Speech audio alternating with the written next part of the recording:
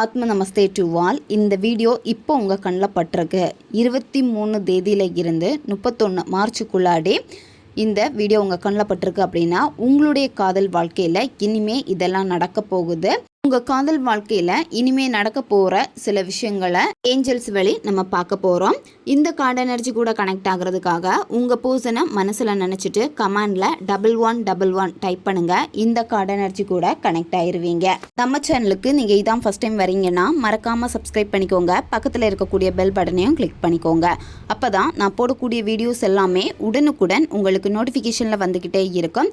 உங்களுக்கு எங்கிட்ட பர்சனலாக கிளாஸஸ் எடுத்துக்கணும் அல்லது உங்களுக்கு பர்சனல் டேரோ கார்டு ரீடிங் தேவைப்படுதுன்னா இன்ஸ்டா அல்லது மெயிலில் வந்து காண்டாக்ட் பண்ணுங்கள். டீட்டெயில்ஸ் எல்லாமே உங்களுக்கு வீடியோ ஸ்க்ரீனில் வந்திருக்கும், செக் பண்ணிக்கோங்க. இப்போது இந்த ரீடிங்கில் நம்ம போகலாம். உங்கள் நபர் இனிமே உங்ககிட்ட எப்படி நடந்துக்க போகிறாங்க?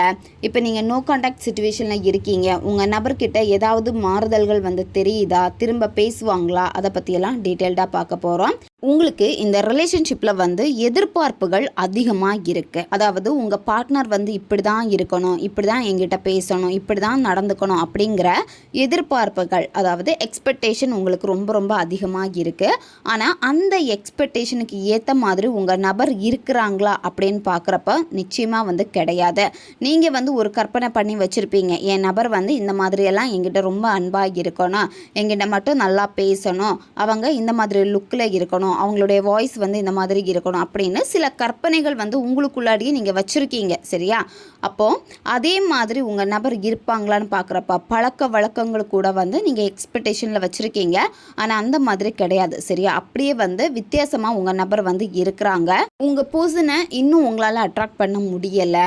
அதாவது நீங்கள் வந்து இப்போ பேசாமல் இருக்கீங்க அப்படின்னா நீங்கள் பேச ட்ரை பண்ணாலுமே உங்கள் நபர் விலகி போகிறாங்க, இல்லை சுத்தமாக உங்களை கண்டுக்கவே மாட்டேங்கிறாங்க அப்படின்னா அதுக்கு என்ன காரணம்னு பார்க்குறப்ப உங்களுடைய எதிர்பார்ப்புகள் தான் காரணமாக இருக்குது. சரியா? உங்களுக்கு வந்து சில விருப்பங்கள் வந்து இருக்குது. அந்த விருப்பங்களை வந்து நீங்கள் திணிக்கிற மாதிரி வந்து இங்கே தெரியுது கார்டில் நம்ம செக் பண்ணுறப்ப. அப்போ எந்த ஒரு விருப்பத்தையுமே வந்து நீங்கள் மேலோட்டமாக பார்க்காதீங்க. உங்களுடைய உணர்வுகளை எல்லாமே இப்போ நீங்கள் எதில் செலவிடணும் அப்படின்னா உங்களுடைய கவனம் எல்லாமே இப்போ ஸ்பிரிச்சுவல் ரிலேட்டடில் தான் நீங்கள் அதிகமான கவனம் செலுத்தணும். சரியா? நல்லா நீங்கள் ப்ரேயர் பண்ணுங்கள், பிரபஞ்சத்தை முழுமையாக நீங்கள் நம்புங்க, நேர்மறையாக இருங்க. சரியா? பார்க்கக்கூடிய கண்ணோட்டத்தை முதல்ல நீங்கள் மாற்றுங்க. உங்கள் வாழ்க்கையில் வந்து இந்த நபர் வேணும் அப்படின்னா இந்த நபரை வந்து நீங்கள் திரும்ப அட்ராக்ட் பண்ணி எடுக்கணும்னு ஆசைப்படுறீங்க அப்படின்னா அடிக்கடி உங்கள் பர்சனை பார்க்கக்கூடிய கண்ணோட்டங்கள் வந்து மாறிக்கிட்டே உங்களுக்கு வந்து இருக்குது. அதனால் எப்போவுமே நீங்கள் வந்து பாசிட்டிவாக இருக்கணும். பாசிட்டிவாக இருக்க தான் திரும்ப உங்கள் பர்சன்கிட்ட இருக்கக்கூடிய அந்த தேவையில்லாத எண்ணங்களாக இருக்கட்டும், அவங்களுடைய பழக்க வழக்கங்களாக இருக்கட்டும், அதில் நல்ல ஒரு மாற்றம் வந்து ஏற்படும். அந்த மாற்றம் ஏற்படணும் அப்படின்னா நீங்கள் வந்து பாசிட்டிவாக தான் இருக்கணும். சரியா? நோ கான்டாக்டில் இருக்கிறப்ப கூட எனக்கு எதுவுமே நடக்கலை கிடைக்கல அப்படின்னு சொல்லிட்டு புலம்பிக்கிட்டே நீங்கள் இருக்காதீங்க. இங்கே ஏஞ்சல் உங்களுக்கு மெயினாக என்ன சொல்ல வராங்க அப்படின்னா எதிர்பார்ப்புகளை நீங்கள் குறைச்சிக்கோங்க. சரியா? அவங்க இப்போ தான் பேசணும், என்னைக்கு பேசுவாங்க அப்படின்னு ஏதோ எக்ஸ்பெக்டேஷன் உங்களுக்கு ரொம்ப அதிகமாக வந்து இருக்குது. சரியா? உங்கள் மைண்டில் வந்து ஓவர் திங்கிங் மூலமாக அதிகமான எக்ஸ்பெக்டேஷன் எல்லாமே இருக்குது. இந்த மாதிரி இருக்கிறனால தான் உங்கள் பர்சன் வந்து உங்களுக்கு ஏற்ற மாதிரி இல்லை. அதே மாதிரி உங்கள் நபர் வந்து இந்த வார்த்தையை சொல்லியிருப்பாங்க, எனக்கு ஏற்ற மாதிரி நீ சுத்தமாக கிடையாது அப்படின்னு. அதனால் நீங்கள் உங்கள் நபரை பார்க்கக்கூடிய கண்ணோட்டத்தை முதல்ல நீங்கள் மாற்றி தான் ஆகணும். உங்கள் பர்சனை நீங்கள் பார்க்கக்கூடிய அந்த கண்ணோட்டத்தை வந்து பாசிட்டிவாக மாற்றிட்டீங்க அப்படின்னா நீங்கள் வந்து பலவீனமான ஒரு நபராக இருக்க மாட்டீங்க. கடந்த காலத்தில் வந்து நிறைய வலிகள் வந்து உங்களுக்கு ஏற்பட்டிருக்கும். அந்த வலிகள் எல்லாமே கொஞ்சம் கொஞ்சமாக நீங்கள் மறந்துடுவீங்க. நிச்சயமாக பாஸ்டில் நடந்த அந்த வலிகளை வந்து நீங்கள் மறந்து தான் ஆகணும். நம்பிக்கையை வந்து நீங்கள் அதிகப்படுத்தி தான் ஆகணும். சரியா? இங்கே புதிய வாய்ப்புகள் வந்து உங்களுக்கு இருக்குது. இந்த காதலில் ஒரு சிலருக்கு வந்து பார்த்திங்கன்னா புதிய காதல் வர்றதுக்கான வாய்ப்புகளும் வந்து இருக்குது. ஏஞ்சல் வந்து கொடுக்கக்கூடிய மெசேஜை பார்க்குறப்ப உங்கள் லைஃப்பில் இனிமேல் ஒரு மகிழ்ச்சியான ஒரு தருணம் வந்து ஏற்பட போகுது. சரியா? இவ்வளோ நாள் இந்த ரிலேஷன்ஷிப்பு வந்து ஆரோக்கியம் இல்லாமல் இருக்குது. அதாவது உங்களுக்கு ஏற்ற மாதிரி எதுவுமே மாறாமல் தினம் நான் கஷ்டப்பட்டுக்கிட்டே இருக்கேன், எப்போவுமே நான் தான் காயப்பட்டுக்கிட்டே இருக்கேன் அப்படின்னு நீங்கள் நினைக்கலாம். உங்களுடைய காயத்தில் இருந்து உங்களை நீங்கள் பாதுகாத்து வச்சுருக்கணும். சரியா? அதாவது இப்போ அந்த நபர்கிட்ட இருந்த அன்பை பெறணும் அப்படிங்கிற ஒரு கட்டாயத்தில் நீங்கள் இருக்கீங்க. சுய அன்பில் வந்து நீங்கள் முதல்ல வந்து கவனம் செலுத்தினா போதும். உங்கள் ரிலேஷன்ஷிப்பில் இருக்கக்கூடிய தடைகள் எல்லாமே மாற ஆரம்பிக்கும். 1111 ஏஞ்சல் நம்பர் வந்து அடிக்கடி இனிமேல் நீங்கள் பார்க்க ஆரம்பிப்பீங்க. இந்த ஏஞ்சல் நம்பர் வந்து உங்கள் கண்ணில் படுது அப்படின்னா உங்களுடைய சிந்தனையை வந்து நீங்கள் தெளிவாக்கிக்கோங்க. அதுதான் ஏஞ்சல் கொடுக்கக்கூடியது. அதாவது இப்போ டக்குன்னு நீங்கள் மொபைல் எடுத்து பார்க்குறீங்க, அதில் வந்து 1111 நம்பர் தெரியுது, அல்லது நீங்கள் வண்டி நம்பரில் வந்து இந்த எண்ணை நீங்கள் பார்க்குறீங்க, மொபைலில் வந்து ஏதாச்சும் மெசேஜில் வந்து 1111 இருக்குது, இந்த மாதிரி ஏதாச்சும் ஒரு வழியில் இந்த நம்பர் உங்கள் கண்ணில் படுது அப்படின்னா நீங்கள் அந்த இடத்துல என்ன யோசிச்சுட்டு இருக்கீங்க? சரியாக யோசிக்கிறீங்களா இல்லை தப்பாக யோசிக்கிறீங்களா? தப்பாக யோசிக்கிறீங்க அப்படின்னா உங்களுடைய சிந்தனையை வந்து முதல்ல நீங்கள் மாற்றிக்கோங்க. இதுக்காக தான் இந்த நம்பர் வந்து உங்கள் கண்ணில் படுறது. அது மட்டும் இல்லாமல் உங்கள் வாழ்க்கையில் வந்து ஒரு புதிய பிகினிங் இருக்குது, புதிய தொடக்கம் வந்து இருக்குது. அப்போ உங்களுடைய எண்ணங்களை வந்து நீங்கள் சரி பண்ணிக்கோங்க அப்படின்னு திரும்ப திரும்ப உங்களுக்கு நினைவூட்டுறதுக்காக இந்த ஏஞ்சல் நம்பரை வந்து நீங்கள் பார்ப்பீங்க. உங்கள் மனசில் வந்து இனிமேல் நம்பிக்கை வரப்போகுது. சரியா? இந்த 1111 நம்பர் நீங்கள் அடிக்கடி பார்த்துக்கிட்டே இருக்கிறப்ப ஒரு நம்பிக்கை ஆட்டோமேட்டிக்காக உங்களுக்கு வரும். புதிய அழைப்புகள் வந்து வரும். அது மட்டும் இல்லாமல் அந்த அன்பை வந்து உங்கள் வாழ்க்கையில் அனுமதிக்கிறீங்க. சரியா? அதாவது உங்கள் பர்சன் உங்கள் வாழ்க்கையில் வர்றதுக்காக நீங்கள் அனுமதிக்கிறீங்க. இந்த மாதிரி ஏஞ்சல் வந்து உங்களை ஊக்குவிச்சுக்கிட்டே இருக்காங்க. நல்ல ஞாபகம் வச்சுக்கோங்க. உங்களுடைய காதலை ஈர்க்கக்கூடிய முதல் படி. சரியா? இந்த 1111 ஏஞ்சல் நம்பர் நீங்கள் பார்க்குறீங்கன்னா அது மட்டும் இல்லாமல் சுய அன்பில் வந்து அதிகம் கவனம் செலுத்துங்க அப்படின்னு ஏஞ்சல் உங்களுக்கு சொல்ல வராங்க. மன ரீதியாக ரொம்ப நீங்கள் பாதிக்கப்பட்டிருக்கீங்க, நிறைய காயங்கள் வந்து இருக்குது, மன வேதனை வந்து இருக்குது. சரியா? இந்த மாதிரி இருக்கிறப்போ இதில் இருந்து நீங்கள் ஒரு நல்ல ஒரு பர்சனாக, அதாவது புத்துணர்ச்சியான ஒரு பர்சனாக நீங்கள் வெளியே வரணும். அதுக்கு தான் இந்த நம்பர் வந்து உங்கள் கண்ணில் படுறது. சில நேரம் உங்களுக்கே நம்பிக்கை இல்லாமல் போகுது. அது எதுக்காக போகுது அப்படின்னா இந்த காதலுக்கு வந்து நான் தகுதியான ஆளா அப்படின்னு உங்களுக்குள்ளாடி சில செல்ஃப் டவுட்டு கூட இருக்குது. சரியா? இதெல்லாம் நீங்கள் வந்து மனசில் போட்டு குழப்பிக்க வேண்டாம். நீங்கள் அன்புக்கு வந்து தகுதியான ஒரு நபர் தான். அதனால் பயத்தை விட்டுறங்க. உங்களுடைய செயல்முறைகளை வந்து நீங்கள் நம்புங்க. இதுதான் நீங்கள் செய்ய வேண்டியது. எவ்வளோக்கு எவ்வளோ உங்களை அதிகமாக நேசிக்க முடியுதோ அந்த அளவுக்கு உங்கள் நபர் கூட நீங்கள் ரொம்ப ரொம்ப அட்டாச் ஆயிடுவீங்க. உங்களுடைய மன ஆரோக்கியத்துக்கு தான் நீங்கள் முதலிடம் கொடுக்கணும். சரியா? இப்போ இந்த ஏஞ்சல் வந்து உங்களுக்கு ரொம்ப ரொம்ப எச்சரிக்கிறது என்ன அப்படின்னா சுய அன்பில் கவனம் செலுத்துங்க. அது மட்டும் இல்லாமல் மன ஆரோக்கியம். நிறைய பேர் வந்து பார்த்திங்கன்னா இந்த ரிலேஷன்ஷிப்பை நினச்சி கவலைப்பட்டுக்கிட்டே இருந்து ஹெல்த் இஷ்யூஸ் இந்த மாதிரி கூட உங்களுக்கு வந்திருக்கும். அதனால் உங்களுடைய ஹெல்த்தை முதல்ல நீங்கள் கவனிச்சுக்கோங்க. சரியா? உங்கள் நபரை ஒவ்வொரு நொடியும் நீங்கள் தேடிக்கிட்டே இருக்கீங்க. அதனால் நீங்கள் வந்து ரொம்ப காயப்படுறீங்க, கட்டாயப்படுத்துகிற மாதிரியே இருக்குது, ரொம்ப சிரமப்பட்டுக்கிட்டே இருக்கீங்க இந்த ரிலேஷன்ஷிப்பில். நீங்கள் உங்கள் வாழ்க்கையை வந்து முதல்ல நீங்கள் அனுபவிங்க. சரியா? அதுக்காக தான் இந்த செல்ஃப் லவ்வை வந்து நீங்கள் அதிகமாக வந்து பின்பற்றணும். உங்கள் வாழ்க்கையில் இப்போ நீங்கள் தனிமையில் இருக்கீங்க அப்படின்னு வருத்தப்படுறீங்க. இப்படி நீங்கள் தனிமையில் இருக்கீங்க அப்படின்னா உங்கள் நபரை உங்கள் வாழ்க்கையில் கொண்டு வரணும்னு நீங்கள் முயற்சி பண்ணுறீங்க. சரியா? இந்த மாதிரி முயற்சி பண்ணுறதுக்கு முன்னாடி உங்களுடைய சொந்த மகிழ்ச்சியில் வந்து கவனம் செலுத்துங்க. தனிப்பட்ட வளர்ச்சியிலையும் கவனம் செலுத்துங்க. ஏன்னா ஏஞ்சல் என்ன சொல்ல வராங்க அப்படின்னா நீங்கள் இப்போ கவனம் செலுத்த வேண்டியது உங்களுடைய தனிப்பட்ட வளர்ச்சியில் நீங்கள் கவனம் செலுத்தணும். சரியா?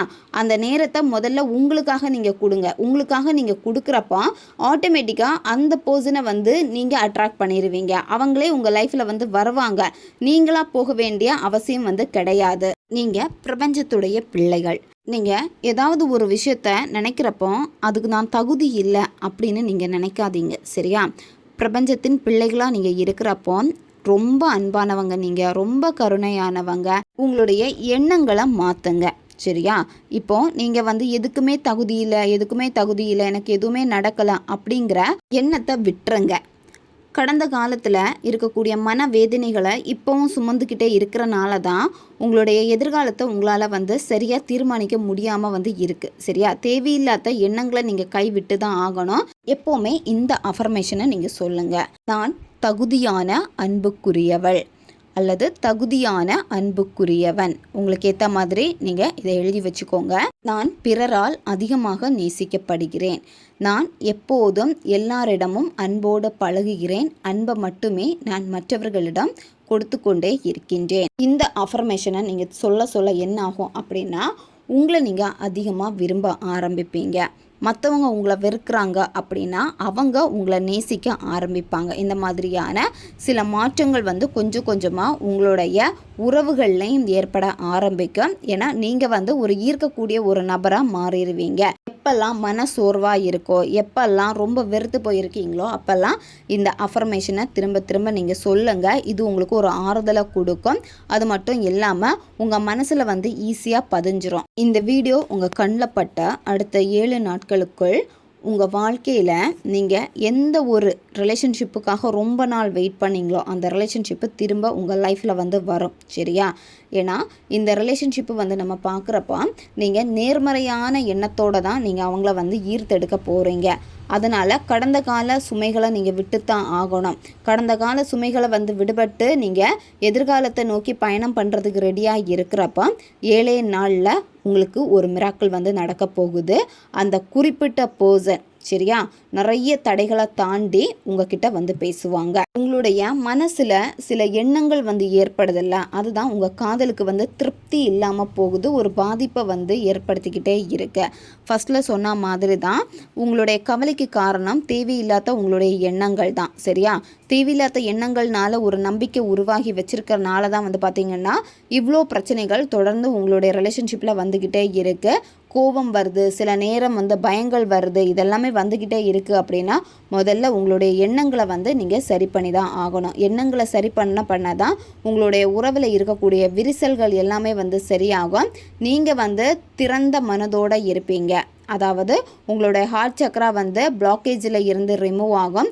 உங்கள் நபருக்கு உங்கள் மேலே இருக்கக்கூடிய கவனம், அந்த ஈர்ப்பு வந்து உங்கள் மேலே திரும்ப வரும். சரியா? அதனால் இப்போ நீங்கள் செய்ய வேண்டியது உங்களுடைய சொந்த தேவைகளில் மட்டும் நீங்கள் கவனம் செலுத்தினாலே போதும்.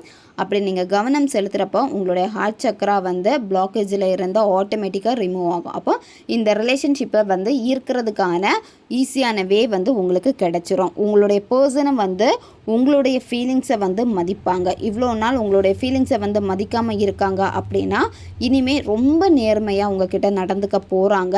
ஒருத்தருக்கு ஒருத்தர் நீங்கள் நிறைய உணர்வுகளை, அதாவது உண்மையான அந்த காதல் உணர்வுகளை வந்து ஒருத்தருக்கு ஒருத்தர் டிஸ்கஸ் பண்ண போகிறீங்க. உங்கள் மனசை வந்து எப்போவுமே நீங்கள் சந்தோஷமாக வச்சுருக்கணும். சரியா? நீங்கள் சந்தோஷமாக இருக்கணும் அப்படின்னா என்னென்ன உங்களுக்கு பிடிக்கும் அப்படிங்கிறதுல கொஞ்சம் கவனம் செலுத்துங்க.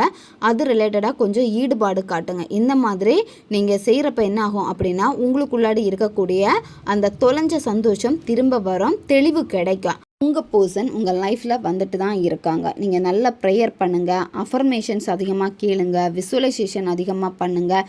இது எல்லாமே உங்களுடைய இந்த ரிலேஷன்ஷிப்பை திரும்ப உங்ககிட்ட கொண்டு வரதுக்கு வந்து உதவி பண்ணும். சரியா? இதை நீங்கள் தொடர்ந்து நீங்கள் செய்ய உங்கள் காதலில் இருக்கக்கூடிய பிரச்சனைகள் எல்லாமே சரியாகும். ஆட்டோமேட்டிக்காக உங்கள் நபர் உங்ககிட்ட வந்து பேசுவாங்க. ஓகே காய்ஸ், இதுதான் இந்த ரீடிங். இது வந்து ஜென்ரல் ரீடிங் தான். பொருந்தக்கூடிய விஷயங்களை மட்டும் எடுத்துக்கோங்க, மற்றதை விட்டுருங்க. உங்களுக்கு பர்சனல் டாரோ கார்ட் ரீடிங் தேவைப்பட்டுச்சுன்னா இன்ஸ்டா அல்லது மெயிலில் காண்டாக்ட் பண்ணுங்கள். அடுத்து ஒரு வீடியோ பதிவில் சந்திக்கலாம். நன்றி.